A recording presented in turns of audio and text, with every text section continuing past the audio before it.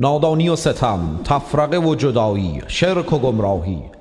وضعیت بدین منوال بود تا اینکه الله اجازه فرمود سپیده جدیدی بدرخشد و نوری بتابد که آن تاریکی ها را محو کند. محمد رسول الله.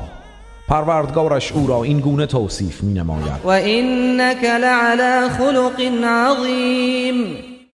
و به راستی که تو را خویی والاست. خداوند ویژگی های اخلاقی کامل و صفات نیکویی در او گرد آورد که هیچ انسانی بدان نرسیده است. ثابت شده که وی خردمندترین فرد، بخشنده ترینشان، صبورترین انسان و با حیاترین فرد بود. او شجاعترین مبارز و زاهدترین شخص نسبت به دنیا بود و در فروتنی نظیر نداشت. در کار خانه کمک می‌کرد و کارهایش را شخصا انجام می‌داد. جامعش را خود وصله می‌کرد. به دیدار مسلمانان و حتی غیر مسلمانان می‌رفت.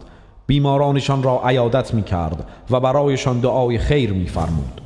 راست گفتار بود، باوری استوار داشت، دادگرترین شخص و مهربانترین فرد با ضعیفان بود. با زنان و کودکان منصف بود و رحمتش حتی شامل حیوانات نیز میشد. غیر مسلمانان منصف او را چنین ستودند.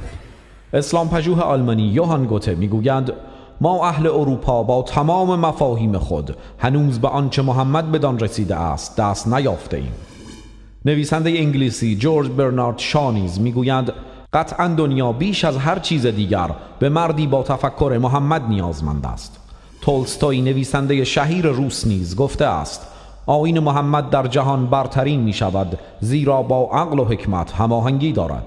پس برای یاری او باید قدر و منزلتش را بشناسیم، در بین مردم فضائل و اخلاق والایش را منتشر کنیم، از او پیروی نموده و فرمانش را اجرا کنیم و باید مدافع آیینش باشیم و از یاران و اهل بیتش دفاع نماییم. حتی اگر پیامبر صلی الله علیه و سلم هیچ فضیلتی نداشته باشد جز اینکه واسطه‌ای برای آوردن پیام پروردگار به بندگانش و شناساندن خداوند به آنها باشد، همین فضیلت بزرگی است که شایسته است جهان به خاطر آن از او سپاسگزاری کند، زیرا او زندگیش را در راه رساندن نیکی به امت خیش سپری نمود و به این نیز بسنده نکرد، بلکه از پروردگارش خواست تا در قیامت امتش را شفاعت کند و راست گفت خداوند بزرگ: وما ارسلناك الا رحمة للعالمین. و تو را جز رحمتی برای جهانیان نفرستادیم.